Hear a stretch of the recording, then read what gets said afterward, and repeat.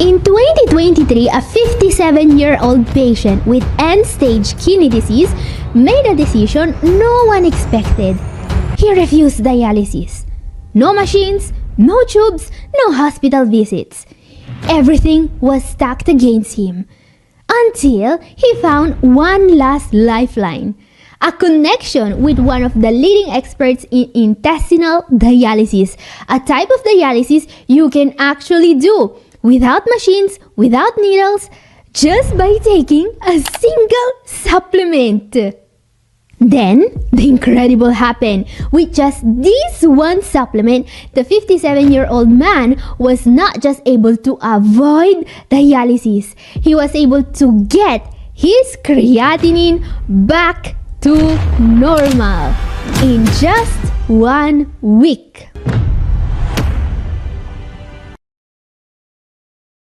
Catherine here, I'm a doctor of natural medicine, and what I have to share today is one of the most groundbreaking treatments ever published in a medical journal. Picture this. You are a CKD patient. You've been told dialysis is your only option. But suddenly, you're offered a choice. Dialysis or a simple oral supplement 3 times a day. And no more dialysis, ever. Sounds like science fiction? Well, this is real. A peer-reviewed case report published in 2023 followed a patient who made that exact choice. And you can actually see him here. Yes, this is a real person. This man just went from having to start chronic dialysis immediately back to normal kidney function thanks to one supplement. And guys, that's not even the best part. In fact, this approach isn't just for people already on dialysis. This is something that every CKD patient, no matter the stage, could potentially benefit from.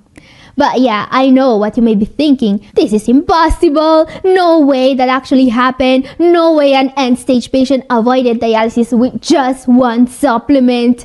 And while I think skepticism is a great thing, you see, there is one thing you are not considering here. This is from a study published on a very respectable medical journal, and I know who the author of this study is. Not personally, but professionally. His name is well known in nephrology circles. Dr. Amir is a specialist in pediatric nephrology and a pioneer in this field. I know all about his work. I know about his method. If anyone could help a late-stage CKD patient reverse their symptoms and dodge dialysis, it's him. And get this is an one-off miracle. This doctor has used his intestinal dialysis protocol on multiple patients with equally stunning results. This is not an isolated case. He's done it again and again and again. So the big question now is, how does it work? How can one supplement possibly replace the work of a dialysis machine? Let's break it down. So this 57-year-old patient had a creatinine of 4.5 milligrams per DL and was already showing serious symptoms. Now, with a creatinine of 4.5, eGFR is around 14, alright? And that doesn't automatically mean dialysis is needed. I mean, I have patients with a GFR like that have been able to go on for years without dialysis by following a low-protein diet. However, this man was different. He was symptomatic, and that makes all the difference here. Because you see, we can tell a stage 5 CKD patient to wait some more before starting dialysis if they do not have symptoms of toxin buildup. However, this 57-year-old was having symptoms like nausea or vomiting, and that is usually treated with chronic dialysis. Otherwise, they are going to starve, right? Which is not very good for you. Something else that may warrant the need for dialysis is having lab values that cannot be controlled with normal medications. This man was having very severe anemia that didn't respond to treatment, and that's another sign dialysis was needed. But how will dialysis help with that?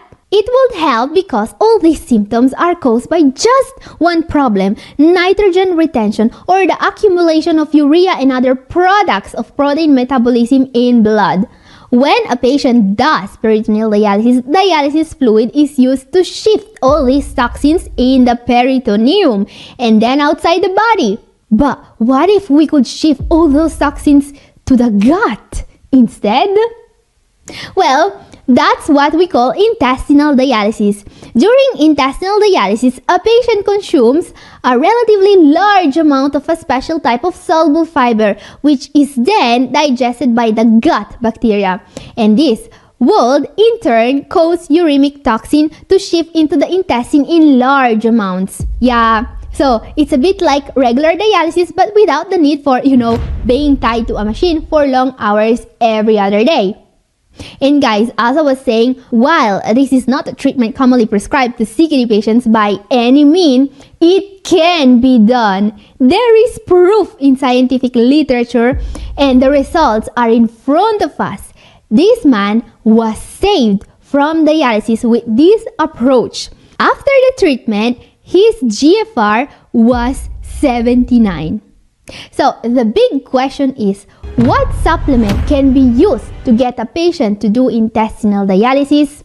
Well guys, as I was saying, getting CKD patients to stop dialysis with intestinal uremic binders is not entirely new, alright? Actually, this doctor, Hippocrates Yazidis, a Greek pioneer of nephrology, was doing it back in 1984, if you can believe it. Yeah, it's true. And it's amazing because we didn't have nearly enough knowledge of the renal diet back then. We didn't really know how much to restrict protein. We didn't really know how to manage potassium and phosphorus effectively. And we didn't even have access to the cool fiber supplements we have today. Actually, what this Greek doctor was using in the 80s was something called locust bean gum, which sounds disgusting, but it is not. Actually, while we don't use locust bean gum for uremic binding anymore, today you may still have heard about this remedy. It's something called carob powder, a cocoa powder alternative. However, its effectiveness as uremic binder is not the best. It was not well tolerated by patients back in the 80s because at the doses needed to achieve intestinal dialysis, it had several side effects, as you can see. Something else they tried back in the day as a form of intestinal dialysis is ispagula husk, but you probably know this fiber as psyllium husk. And well, psyllium husk is amazing. It doesn't just work as a uremic binder. It also helps with weight loss, cholesterol, and with gut health in general. However, it requires a lot of water to be used, and when taken at high doses, it can cause several side effects. It was abandoned as well, just like arabinogalactan, another form of fermentable prebiotic fiber that we get from large trees. They needed something better, a form of soluble fiber that doesn't require a ton of water, that doesn't have a strong taste, and that doesn't cause side effects in high doses. Actually, there is just one supplement that can do that, and that I strongly recommend to advanced stage CKD patients for its impressive benefits. I'm talking about acacia fiber, and it comes with many benefits. It almost taste free. It doesn't need water. You can basically add it to anything with some liquid in it. And most importantly, it can be used at high doses without side effects, which makes it an incredibly powerful uremic binder. Now guys, we will see how to take acacia fiber and how to find it in a moment. In fact, even if you are already taking this supplement, you are unlikely to be taking as much as the 57-year-old patient is taking. We will see why in a moment. Before that, I need to make something crystal clear. What this patient achieved, getting off dialysis with one supplement, didn't happen in isolation. Acacia fiber was the cornerstone, yes. But intestinal dialysis only works when combined with the right medications and a proper renal diet. Alright? Think of it this way. Acacia fiber opened the door. But what actually walked the patient through that door was medical support and the right nutrition strategy. As you can see, the 57-year-old patient who avoided dialysis also received iron injection for anemia and calcium carbonate for his phosphorus levels. These weren't just bonus treatments, they were essential. This man would have never been able to get out of dialysis and to get his creatinine back to 1.1 milligrams per DL, which is a normal level, without receiving iron injection for anemia and calcium carbonate for his phosphorus levels. And let's not forget the diet. This patient didn't eat whatever he wanted. He followed a strict, low-protein, renal-friendly plan designed specifically for his condition. That's why I always say, if you're trying to manage CKD with guesswork, you're giving the disease the upper hand, okay? You need a real strategy, one that works in your exact situation, not someone else's. And if you're not sure you're getting the right care, let me help. I offer personalized consultations, and the goal is helping you do what this patient did. Build a plan that actually gives your kidneys a chance to recover. If you decided to book a consultation, I'll review your labs, your medications, your symptoms, and make sure you're not missing anything critical. I'll help you figure out whether supplements like acacia fiber are right for you, how to take them safely, and how to combine them with the right diet. This is about taking control of your health, not waiting for things to get worse. So if you're ready to get clear, confident direction on what to eat, what to avoid, and how to actually protect your kidney function, send me an email at catherine@newhopeforkidneypatients.com or just click the link in the description. Now, let's move on and see exactly how acacia fiber should be used safely and how to avoid the most common mistakes. Okay guys, let's talk about acacia fiber. So as I was saying, it's not enough to take acacia fiber to get, it to perform the job of intestinal dialysis. That would be too easy. No, you would actually need to take a ton of it. In fact, the dose that is usually recommended to patients that need it as a dialysis replacement is 1 gram of acacia fiber per kilogram of body weight per day. Which is like saying that if you weigh 170 pounds, you will need about 14 tablespoons of acacia fiber per day, according to this method. Tablespoons, not teaspoons. And guys, I'm not recommending you do that. I'm just showing to you what they are using here because, well, that's really a lot of acacia fiber, alright? That's an amount of fiber that could only be recommended to a patient under close medical supervision. In fact, I usually recommend a lot less than that amount. And even then, I need to make sure the patient can take it safely and that he is not taking drugs that can be affected by the acacia fiber. So yeah, don't go out and start taking 4 ounces of acacia fiber like it's water. That's not recommended. And don't get me wrong, acacia fiber is great. I do recommend it to most patients as a way to protect their kidneys. So question, how should you take acacia fiber safely in all the stages of kidney disease? Well, of course, by following the instructions on my infographic on screen right now. So first thing, when it comes to fiber supplements, not just acacia fiber, any fiber supplement, is starting small and then, if no side effects are present, ramping up the dose. Yeah, always start this supplement gradually because while acacia fiber is extremely well tolerated even by people who suffer from constipation or even worse from irritable bowel syndrome, it's still better to avoid any risks. So don't just take the full dose to begin with.